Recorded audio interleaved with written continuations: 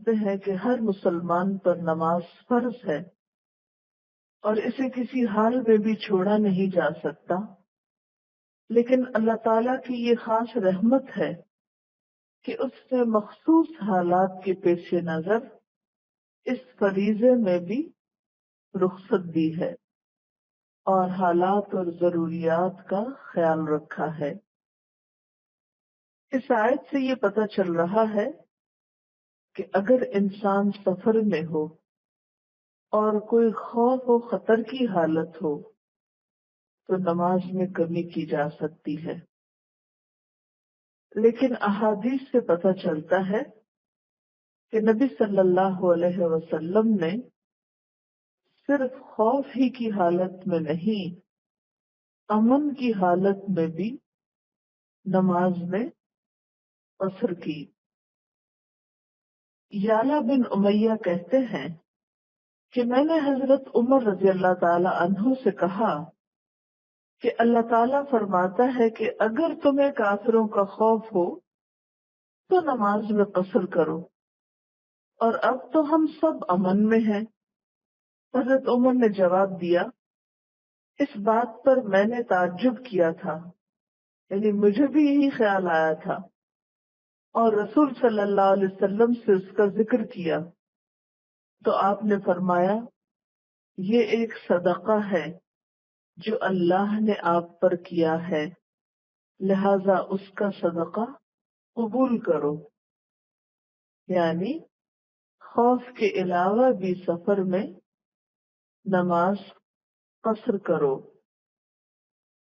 صدقۃ تصدق اللہ بہا علیکم فاقبلوا صدقتہ، یہ بخاری اور مسلم کی روایت ہے کہ یہ تم پر اللہ کی ایک خیرات ہے، تم اس کی خیرات کو قبول کرو۔ تو رسول اللہ صلی اللہ علیہ وسلم اور صحابہ کرام نے جب بھی سفر کیا تو نماز میں قصر کیا، اور اس سے اس کا سنت مؤکدہ ہونا ثابت ہے، یعنی اس کی تاکید ہے کہ سفر میں قصر کی جائے۔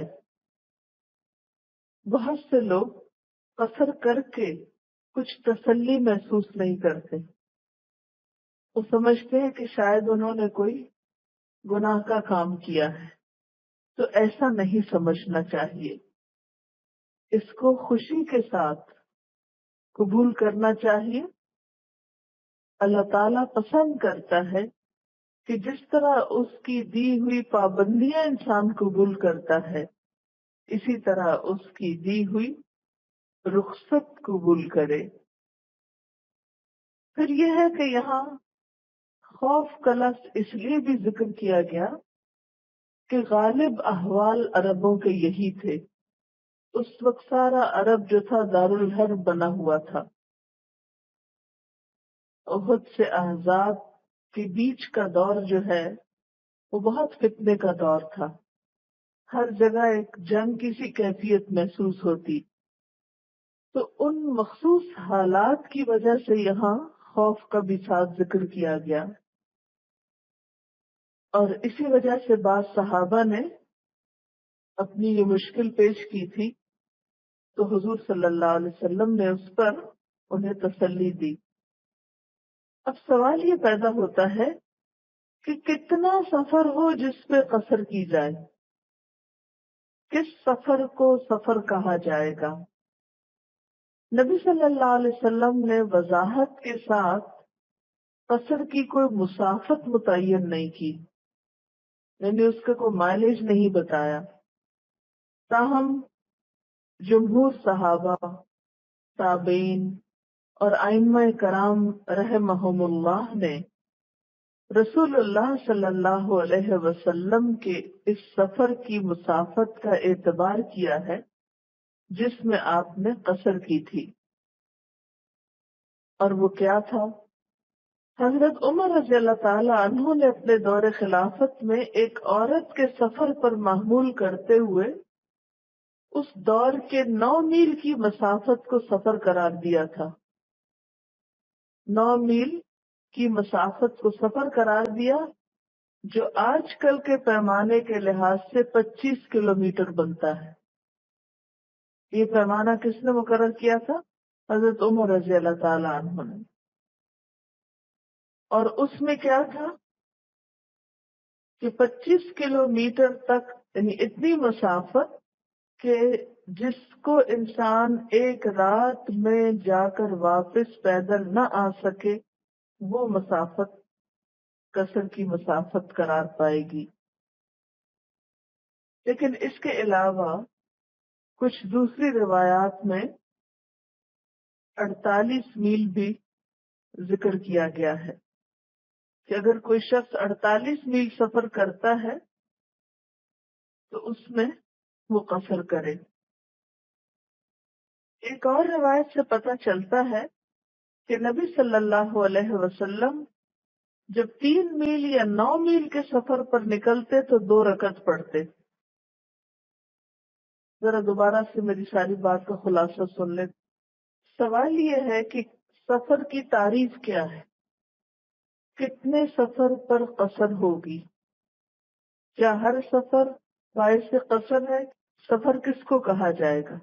نبی صلی اللہ علیہ وسلم نے خود اس بات کی کوئی وضاحت نہیں کی، کوئی مائلج آپ نے خود مقرر نہیں کیا۔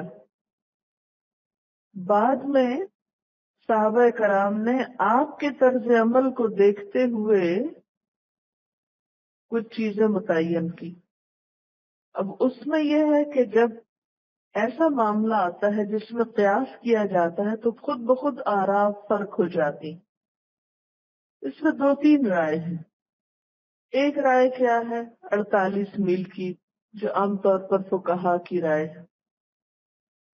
دوسری رائے کیا ہے جو حضرت عمر نے مقرر کی تھی کہ ایک عورت کے سفر پر محمول کرتے ہوئے، عورت کے سفر سے آپ سمجھ نہیں پا رہے ہوں گے بات کو، ایک حدیث میں آتا ہے نا کہ ایک عورت کے لیے منع ہے کہ وہ ایک رات کا سفر تنہا نہ کرے محرم کے بغیر، یعنی بالکل اکیلی وہ نہ نکلے ایسے سفر پر۔ پھر حضرت عمر نے کیا کہا کہ وہ سفر جو ایک رات میں طے ہوتا ہے اس کا اندازہ کیا، اور وہ تقریباً 25 کلومیٹر بنتا تھا کہ 25 کلومیٹر جانا اور پھر واپس آنا، کیونکہ 50 کلومیٹر سفر ایک شخص رات بھر میں پیدل نہیں کر سکتا۔ تو اس بنا پر آج کے دور کے اعتبار سے 25 کلومیٹر مقرر کیے گئے کہ اس میں قصر کی جا سکتی ہے۔ بعض صحابہ نے کہا کہ حضور صلی اللہ علیہ وسلم نے 3 میل پر اور 9 میل پر بھی قصر کی تھی، یعنی جہاں جہاں آپ نے پہنچ کے قصر کی تھی وہاں وہاں کا پیمانہ مقرر کر لیا گیا۔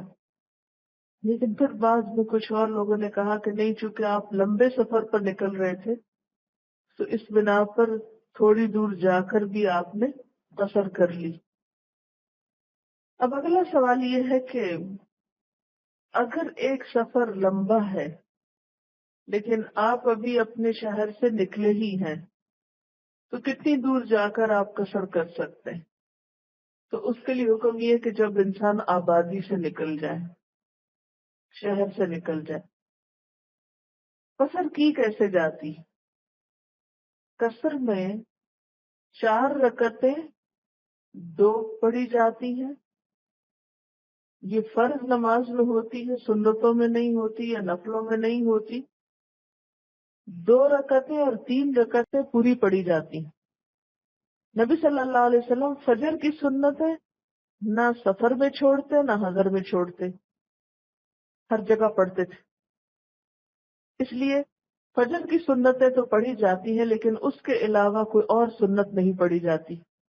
ہاں، نوافل اپنی خوشی اپنے شوق سے جو جتنے چاہے پڑھتا رہے، کیونکہ آپ صلی اللہ علیہ وسلم سے یہ بھی ثابت ہے کہ آپ سواری پر بھی نفل پڑھتے رہتے تھے، کیونکہ وہ تو آپ کے اپنے اوپر ہے، جب آپ کو وقت ملے آپ نفل پڑھیں۔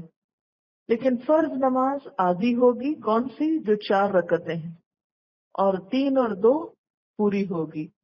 سنتوں میں صرف فجر کی سنتیں ہوں گی، باقی سنتیں نہیں ہوگی۔ کیونکہ فرض جب آدھے ہو گئے تو سنت کس لیے پڑھی جائے گی، الا یہ کہ حضور صلی اللہ علیہ وسلم کا کوئی طریقہ ہو. اور باقی نوافل تو وہ تو آپ کی اپنی چوائس پر ہے، گھر میں بھی اور باہر بھی جتنے آپ چاہیں پڑھیں. پھر اسی طرح یہ ہے کہ سفر میں نماز جمع بھی کی جا سکتی، قصر کے علاوہ جمع بھی ہو سکتی. پھر اسی طرح بیمار کے لیے کیا حکم ہے کہ اگر کھڑا نہیں ہو سکتا تو بیٹھ جائے، بیٹھ نہیں سکتا تو لیٹ جائے، وغیرہ وغیرہ. نماز جمع کیسے ہوتی؟ جمع ایسے ہوتی ہے کہ ظہر کے وقت میں عصر بھی پڑھ لی جائے یا عصر کے وقت میں ظہر پڑھ لی جائے. اصل میں سفر کس کو کہتے ہیں؟ ہر انسان کا ایک گھر ہوتا ہے اور باقی دنیا اس کے لیے سفر کی جگہ ہوتی. تو جو آپ کا اپنا گھر ہے، جہاں آپ مقیم ہیں، جہاں آپ کی ایک روٹین ہے، وہ تو آپ کا گھر ہوگا. باقی خواہ آپ پیرنٹس کے گھر جائیں یا سسرال کے گھر جائیں یا رشتہ دار کے گھر جائیں، جب آپ 25 کلومیٹر تک چلے گئے تو خواہ کسی بھی دوست یا رشتہ دار کا گھر ہے، اس میں پھر قصر کی جا سکتی ہے. کیونکہ اس میں کوئی یہ شرط نہیں بتائی گئی کہ صرف آپ کسی غیر کے گھر میں قصر کریں اور اگر رشتہ دار کا گھر دوسرے ملک میں تو وہاں آپ قصر نہیں کریں. بے شک روز آنا جانا ہو، ہاں 15 دن کی بات ہوتی ہے نا کہ اگر 15 دن تک آپ کا قیام ہو تو آپ قصر کرتے رہیں، لیکن 15 سے اوپر اگر آپ کو رہنا تو پھر آپ بھی مقیم ہو جائیں گے. جائیداد کا ہونا یا نہ ہونا کوئی حضور صلی اللہ علیہ وسلم سے ایسی چیز ثابت نہیں ہے. کیونکہ آپ دیکھیں کہ صحابہ کرام جب ہجرت کر کے مدینہ گئے تو مکہ میں ان کی جائیدادیں پیچھے تھیں، اگرچہ وہ چھوڑ چکے تھے، لیکن جب دوبارہ مکہ آئے تو ان لوگوں نے قصر پڑھی تھی. اس میں چند ایک احادیث آپ کو سناتی ہوں، ٹھیک ہے؟ نبی صلی اللہ علیہ وسلم نے فرمایا کہ کوئی عورت ایک رات بھی محرم کے بغیر سفر نہ کرے. یہ بخاری کی روایت ہے. گویا اتنی مسافت جہاں سے ایک انسان پیدل رات کو اپنے گھر واپس نہ پہنچ سکتا ہو وہ سفر ہے. حضرت عمر رضی اللہ تعالی عنہ نے اپنے دور خلافت میں ایک عورت کے سفر پر محمول کرتے ہوئے اس دور کے 9 میل کی مسافت کو سفر قرار دیا تھا، جو آج کے پیمانے میں 25 کلومیٹر بنتا ہے.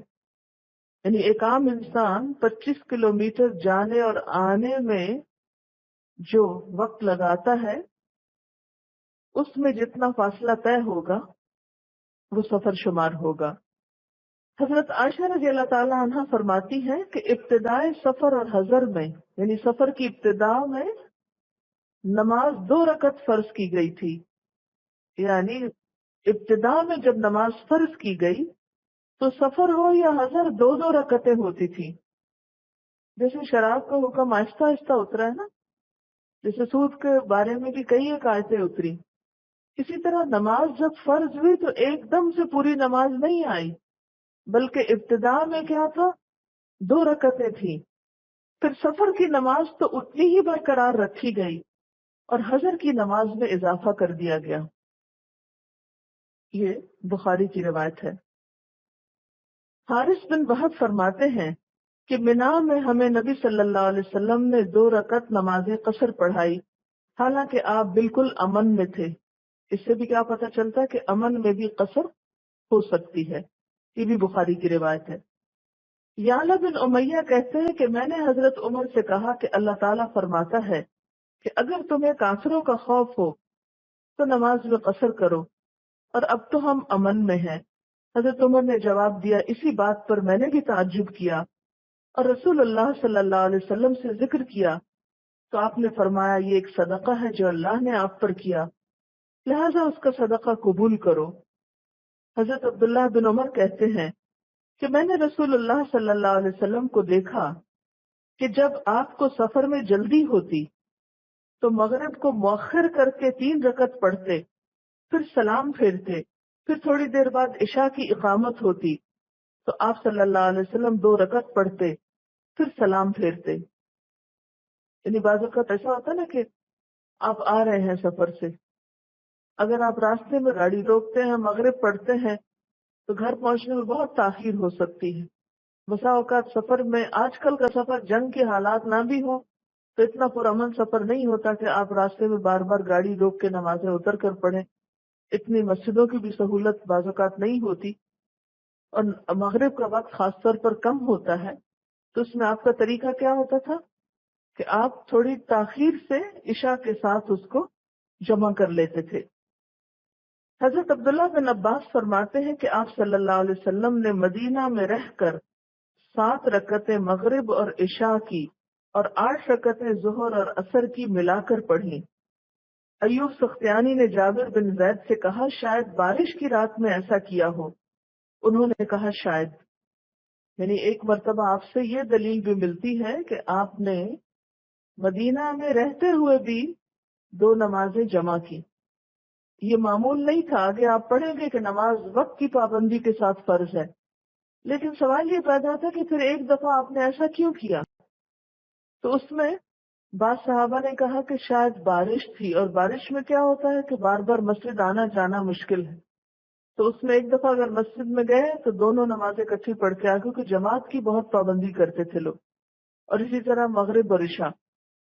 اور بعض کے خیال میں کہ شاید آپ نے مخصوص حالات کے لیے جواز پیدا کرنے کے لیے ایسا کیا. مثلاً آپ دیکھیں کہ کچھ ممالک ایسے ہیں کہ جہاں 2 نمازوں کے درمیان بہت تھوڑا وقت ہوتا ہے.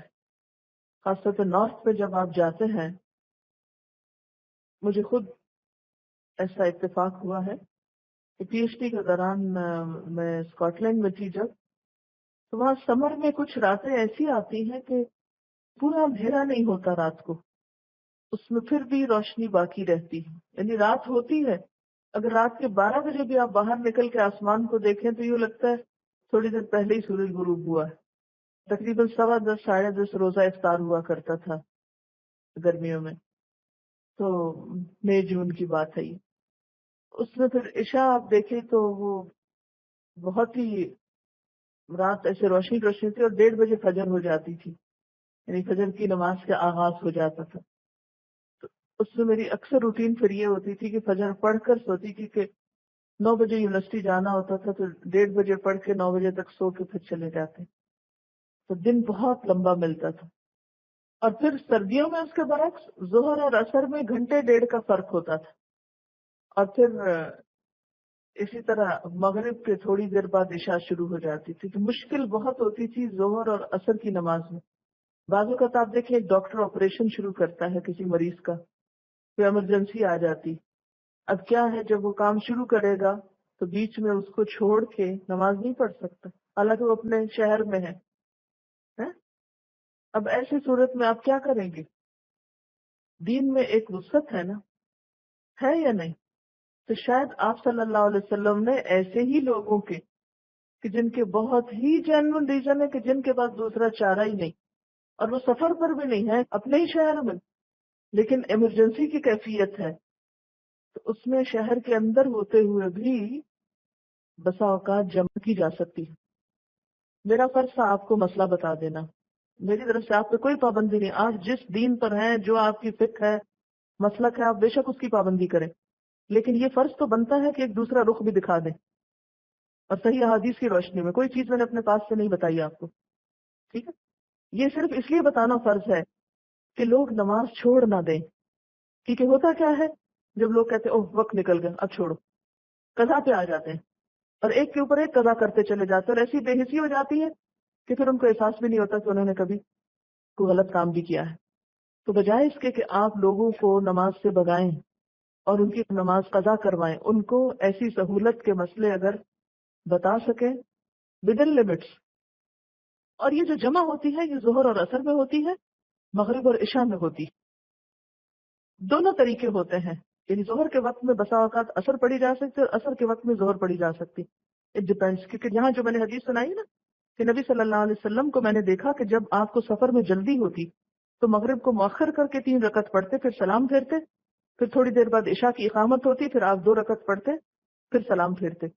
یعنی سفر میں بھی آپ جمع کرتے تھے، یعنی سفر میں چھوٹی نماز کے علاوہ 2 کو جمع بھی کر لیتے تھے جب کوئی کام ایسا ہوتا. کیونکہ سفر میں انسان کیوں نکلتا ہے؟ صرف سیر تفریح کے لیے تو نہیں. پھر فرمایا وَإِذَا كُنْتَ فِيهِمْ، اور جب آپ ان کے بیچ میں ہوں فَأَقَمْتَ لَهُمُ الصَّلَاةَ، پھر ان کے لیے نماز قائم کریں، یعنی حالت خوف ہے، جنگ کا موقع ہے، نماز کا وقت آ گیا ہے اور نبی صلی اللہ علیہ وسلم صحابہ کے بیچ میں ہیں. اب کیا ہوگا؟ فَلْتَقُمْ طَائِفَةٌ مِّنْهُمْ مَعَكَ، تو لشکر دو حصوں میں تقسیم ہو جائے گا. ایک گروہ ان میں سے آپ کے ساتھ کھڑا ہو جائے گا. چاہیے کہ کھڑا ہو ایک گروہ ان میں سے، کن میں سے؟ یعنی صحابہ کرام میں سے، مَعَكَ، آپ کے ساتھ.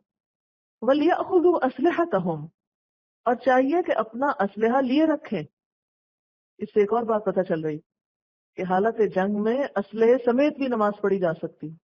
ویسے تو آپ عام حالات میں بیگ اٹھا کے نماز نہیں پڑھ سکتے، یہ چوری ہو جائے گا، میں گلے میں ہی ڈال کے پڑھوں، آگے رکھ لیں گے، یہ کچھ کریں گے. لیکن اسلحہ تو ایسے نہیں اتار کے رکھ سکتے، کیا معلوم کہ اسی وقت دشمن حملہ کر دے اور فوری طور پر آپ کو پوزیشن سنبھالنا ہو. تو یہاں پر کیا فرمایا کہ جب خوف کی حالت ہو اور آپ ان کے بیچ میں ہوں تو بھی نماز با جماعت ہو. طریقہ یہ ہوگا کہ ایک گروہ آپ کے ساتھ نماز پڑھے گا اور اسلحہ لیے رہے گا. فَإِذَا سَجَدُوا، پھر جب وہ سجدہ کر چکے، فَلْيَكُونُوا مِنْ وَرَائِكُمْ، تو چاہیے کہ وہ تم سے پیچھے ہو جائیں، یعنی پیچھے چلے جائیں، پیچھے کو سرک جائیں. یعنی ایک رکعت پڑھ کے سجدے تک پیچھے چلے جائیں، پیچھے کو سمٹ جائیں. اور جو دوسرا گروہ دشمن کی طرف متوجہ تھا اب وہ آ جائے. وَلْتَأْتِ طَائِفَةٌ أُخْرَى لَمْ يُصَلُّوا، چاہیے کہ آ جائے دوسرا گروہ جس نے ابھی نماز نہیں پڑھی. فَلْيُصَلُّوا مَعَكَ، پھر چاہیے کہ وہ آپ کے ساتھ نماز پڑھے. اب دونوں کی ایک ایک رکعت ہو گئی اور حضور صلی اللہ علیہ وسلم کی دو ہو گئی. ہاں، اور ایک ایک رکعت خود سے پھر پڑھ لیں گے. ٹھیک. وَلْيَأْخُذُوا حِذْرَهُمْ، چاہیے کہ اپنا بچاؤ لیے رہیں، وَأَسْلِحَتَهُمْ، اور اپنا اسلحہ اٹھائے رکھیں نماز کی حالت میں بھی. وَدَّ الَّذِينَ كَفَرُوا، کافر لوگ چاہتے ہیں، لَوْ تَغْفُلُونَ، کاش تم غافل ہو جاؤ، ان اسلحتکم، اپنے اسلحے سے، وَأَمْتِعَتِكُمْ، اور اپنے سامان سے. کافروں کا تو دل یہ چاہتا ہے تم اپنا اسلحہ سامان چھوڑ کے نمازوں میں لگ جاؤ تاکہ وہ حملہ آور ہو جائیں تم پر. فَيَمِيلُونَ عَلَيْكُمْ مَيْلَةً وَاحِدَةً، پھر وہ جھک پڑے تم پر، یعنی حملہ آور ہو تم پر. مَيْلَةً وَاحِدَةً، ایک ہی دفعہ حملہ آور ہو جانا. اس آیت سے کئی باتیں پتہ چل رہی ہیں. نمبر ایک یہ کہ نماز کسی حال میں معاف نہیں، چاہے جنگ کا موقع ہو. موت کے کنارے کھڑے ہو کر بھی نماز پڑھنی ہوگی. نمبر دو یہ کہ وہاں بھی اکیلے اکیلے بکھر کر نماز نہیں پڑھو، جماعت سے نماز پڑھو. طریقہ کیا ہے؟ سب اکٹھے نہیں پڑھو، آدھے آدھے گروپ میں پڑھ لو. پھر اگر حضور صلی اللہ علیہ وسلم جیسا امام ہو تو سب کا شوق اور دل چاہے گا کہ ہم آپ ہی کے پیچھے نماز پڑھیں. تو اس لیے نماز تو دو رکعت ہے، اب سفر بھی ہے، خوف بھی ہے، قصر ہے، لہذا ایک ایک رکعت دونوں پڑھ لو، دونوں کو موقع دے دیا، اور ایک ایک رکعت اکیلے پڑھ لو. اور تیسری بات کیا پتہ چلتی ہے کہ نماز کی حالت میں بھی دشمن سے غافل نہ ہو، اسلحہ مت اتارو، نماز بھی پڑھو اور اسلحہ بھی اٹھاؤ. ویسے عام حالات میں تو نماز کی حالت میں کوئی چیز آپ کیری نہیں کر سکتے کہ جس کی طرف آپ کی توجہ، آپ کو خالی ہاتھ ہو کے نماز پڑھنا ہوتی. لیکن مخصوص حالات میں سامان اٹھا کے بھی پڑھ سکتے. اور اسی طرح اگر خوف ہو کہ آپ کی کوئی چیز چوری ہو جائے گی، جیسے حاجی وغیرہ پاسپورٹ چوری ہو جاتے ہیں یا جیب کٹ جاتی، تو اس صورت میں ان کو گلے میں لٹکا کے یا بیلٹ باندھ کے نماز پڑھنا ہوتی، تو پھر ایک مجبوری کی کیفیت ہے. یہ بعض اوقات لوگ نوٹ جن کے اندر تصویریں وغیرہ ہوتی ہیں جیب میں ڈال کے نماز پڑھتے ہیں. اسی طرح خوف اور مشکل کے جتنے بھی حالات ہوں اس میں رخصت پائی جاتی ہے. مثلا یہ کہ اگر ماں اپنے بچے کے بارے میں خوف رکھتی ہے کہ وہ روئے گا یا خوف زدہ ہوگا، یا بچہ ہی خوف زدہ ہو اور اس وجہ سے ماں کو نماز نہ پڑھنے دے، تو چھوٹے بچے کو گود میں اٹھا کر بھی نماز پڑھی جا سکتی ہے. اور ویسے چھوٹا موٹا سامان جیسے کوئی پین رکھے ہوا یا کچھ اور ڈالا ہوا جیب میں تو اس سے حرج نہیں. کوئی چیز جو خود اپنے ہاتھوں سے کیری کرنی پڑے یا کندھوں پہ یا جس سے نماز میں رکاوٹ آئے وہ چیز منع. چلیے امیجن کر لیں ایک گروپ ہے، میدان جنگ میں کھڑے ہیں، دشمن سامنے ہے، کسی وقت بھی حملہ ہو سکتا ہے. اب نماز کا وقت آ گیا، وقت پہ بھی پڑھنی ہے اور جماعت سے بھی پڑھنی ہے اور ایک ہی امام کے پیچھے پڑھنی ہے. اب کیا کریں؟ اب کریں یہ کہ آدھے آدھے لوگ ہو جائیں، امام نماز شروع کرے، آدھے لوگ پیچھے آ جائیں، اسلحہ اٹھائے ہوئے ہوں، جب ایک رکعت پڑھ کر کھڑے ہوں تو پیچھے ہٹ جائیں، 2 قدم پیچھے ہٹا لیں، جگہ خالی چھٹ جائے گی، اور دوسرا گروہ وہاں آ کر کھڑا ہو جائے، یہ اپنی دوسری رکعت خود سے پوری کر لیں۔ امام کی دوسری رکعت شروع ہو گئی، اس کی دوسری رکعت کے پیچھے دوسرے گروپ کی پہلی رکعت ہو رہی ہے، یہ پڑھ لیں، امام سلام کر لے گا، دوسرا گروہ اپنی ایک رکعت دوبارہ اٹھ کے پڑھ لے گا، اس طرح سب کی نماز بھی ہو جائے گی، سارے مقاصد بھی پورے ہو جائیں گے۔ بعض علماء نے یہ بھی کہا کہ صلاۃ خوف ایک رکعت ہوگی، امام کی 2 ہوں گی، مقتدیوں کی ایک ایک ہوں گی، ٹھیک ہے، وہ ایک پڑھ کے سلام پھیر دیں گے اگر دیکھیں کہ حملہ سخت ہے، اور اگر دیکھیں کہ حالات ذرا بہتر ہے تو دوسری پوری کر لیں گے، اس میں بھی پھر مزید چوائس ہے۔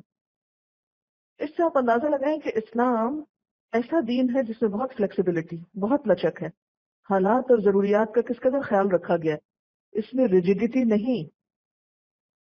صلاۃ الخوف کا صرف ایک طریقہ نہیں، پہلے آپ اپنے ذہن میں یہ کلیئر کر لیں، صلاۃ الخوف کے کئی طریقے ہیں اور وہ حالات کے مطابق ہوں گے۔ اس کی دلیل کیا ہے یہ میں اپنے پاس سے نہیں کہہ رہی، حضرت ابن عباس کہتے ہیں کہ اللہ نے تمہارے نبی صلی اللہ علیہ وسلم کی زبان سے حضر میں 4، حضر کہتے ہیں حاضر ہونا، گھر رہنے کو، سفر میں 2 اور خوف میں 1 رکعت نماز فرض کی ہے، یہ صحیح مسلم کی روایت ہے، ٹھیک ہے نا؟ اور اگر فوری حملے کا ڈر نہیں ہے تو اس میں کیا ہوگا، قصر کی 2 رکعتیں بھی پوری کی جا سکتی، سمجھ گئے آپ؟ اس میں چوائس ہے، اگر فوری حملے کا خطرہ ہے تو ایک کے بعد سلام پھیر کے ختم، امام 2 پڑھائے گا، پیچھے والے ایک ایک پڑھیں گے۔ ایک اور روایت ہے، حضرت ابو ہریرہ رضی اللہ تعالیٰ عنہ فرماتے ہیں کہ نبی صلی اللہ علیہ وسلم نے زجنان اور اسفان کے درمیان پڑاؤ کیا، مشرکوں نے کہا ان مسلمانوں کی ایک نماز ہے جسے وہ اپنے باپ اور بیٹوں سے زیادہ محبوب رکھتے ہیں، اور وہ عصر کی نماز ہے، لہذا تم اپنے اسباب جمع کرو اور اس وقت یکبارگی ان پہ حملہ کر دو۔ اتنے میں جبریل علیہ السلام نازل ہوئے اور نبی صلی اللہ علیہ وسلم کو حکم دیا کہ وہ اپنے صحابہ کے 2 حصے کریں، ایک حصے کو نماز پڑھائیں اور دوسرا حصہ دشمن کے مقابل ان کے پیچھے کھڑا رہے اور اپنی ڈھالیں اور اپنے ہتھیار پہنے رہیں، پھر دوسرا حصہ آئے اور آپ صلی اللہ علیہ وسلم کے ساتھ نماز پڑھے اور پہلے حصے والے اپنی ڈھالیں اور ہتھیار پہن لے، اس طرح ہر گروہ کی ایک ایک رکعت اور نبی صلی اللہ علیہ وسلم کی 2 رکعتیں ہوں گی، ٹھیک ہے؟ اور اسی طرح یہ بھی آتا ہے کہ اگر مقتدی 2 پڑھ رہے ہیں امام کے پیچھے تو امام کی 4 بھی ہو سکتی ہیں۔ حضرت عبداللہ بن عمر سے جب کوئی پوچھتا کہ ہم نماز خوف کیسے پڑھیں تو وہ کہتے کہ امام آگے بڑھے، کچھ لوگ اس کے ساتھ نماز ادا کریں، امام انہیں 1 رکعت پڑھائے، باقی لوگ ان کے اور دشمنوں کے درمیان کھڑے ہو جائیں، نماز نہ پڑھیں، جب یہ لوگ امام کے ساتھ 1 رکعت پڑھ چکے تو سرک کر پیچھے چلے جائیں، اور جنہوں نے نماز نہیں پڑھی اب وہ لوگ آ جائیں اور امام کے ساتھ 1 رکعت پڑھ لیں۔ امام تو اپنی نماز 2 رکعت پڑھ کر فارغ ہو گیا، اب یہ دونوں گروہ باری باری ایک ایک رکعت پوری کر لیں، یہ دوسرا طریقہ آ رہا ہے، ٹھیک ہے؟ تو ان کی بھی 2 رکعتیں ہو جائیں گی، اور اگر خوف اس سے زیادہ ہو تو پاؤں پر کھڑے کھڑے پیدل یا سواری پر رہ کے نماز ادا کر لیں، منہ قبلے کی طرف ہو یا نہ ہو، یعنی اس میں اور بھی رخصتیں ہیں۔ امام مالک کہتے ہیں کہ نافع نے کہا کہ حضرت عبداللہ بن عمر نے یہ بات رسول اللہ صلی اللہ علیہ وسلم سے نقل کی ہے۔ واضح ہو گئی بات یا نہیں ہوئی؟ ابھی ہو گئی نا؟ نماز خوف میں پہلی بات سمجھنے کی یہ ہے کہ اس کا کوئی ایک خاص مخصوص طریقہ نہیں ہے، اس میں بہت سی آپشنز ہیں، اور وہ کس طرح اختیار کی جائیں گے حالات کے مطابق۔ اگر تو مثلا اپنے شہر میں لڑائی ہو رہی ہے تو قصر بھی نہیں ہوگی، پوری نماز ہوگی، لیکن ایک ابھی صرف دفاع ہو رہا ہے، دشمن ابھی بہت دور ہے، لیکن پھر بھی خذوا حذرکم، تیاری میں ہے لوگ، امام 4 رکعتیں پڑھا رہا ہے، لوگ 2 رکعتیں اس کے پیچھے اور 2 خود سے پڑھ رہے ہیں، آدھے پڑھ رہے ہیں آدھے دفاع کر رہے ہیں، اور بعض حالات ایسے ہیں کہ جس میں 2 بھی نہیں ایک ایک پڑھنی ہوگی نماز کی رکعت، بعض حالات ایسے ہیں کہ جس میں امام کے پیچھے بھی نہیں پڑھ سکتے، آپ اپنی اپنی پڑھنی ہوگی، اور اس میں بھی پراپر رکوع سجدہ نہیں کریں گے، چلتے چلتے بھی نماز پڑھ سکتے ہیں، ہاں، سواری پہ بھی پڑھ سکتے ہیں، قبلے کی طرف بھی منہ کر کے پڑھ سکتے ہیں، اور ادھر ادھر منہ کر کے جدھر کو منہ آئے پڑھ سکتے ہیں۔ کتنی رخصت ہے اس دین میں۔ اصل چیز کیا ہے کہ بندہ اللہ کی یاد کو نہ بھلائے، نماز نہیں چھوڑنی، ہاں طریقے میں فرق ہو سکتا ہے۔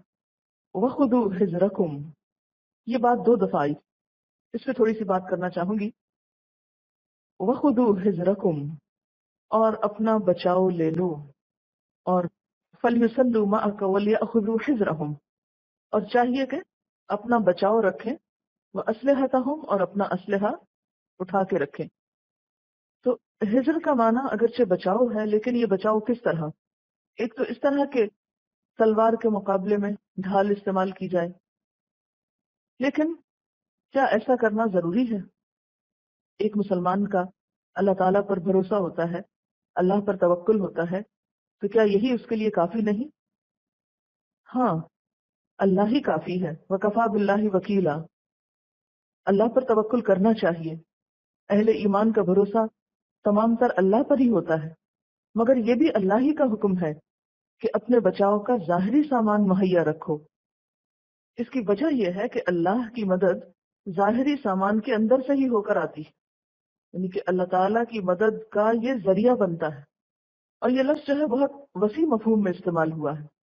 لفظی طور پر اس کا معنی ہوتا ہے ہوشیار اور چوکنا ہونا، مسلح رہنا، اور اپنے بچاؤ کے تمام ذرائع اختیار کیے رکھنا۔ مثلا کیا کیا طریقے ہو سکتے ہیں؟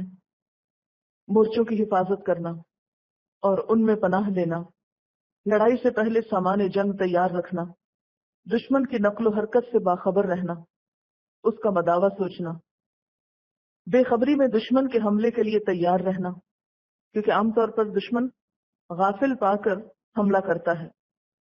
تو یہ سب کچھ خذو حذرکم میں آتا ہے۔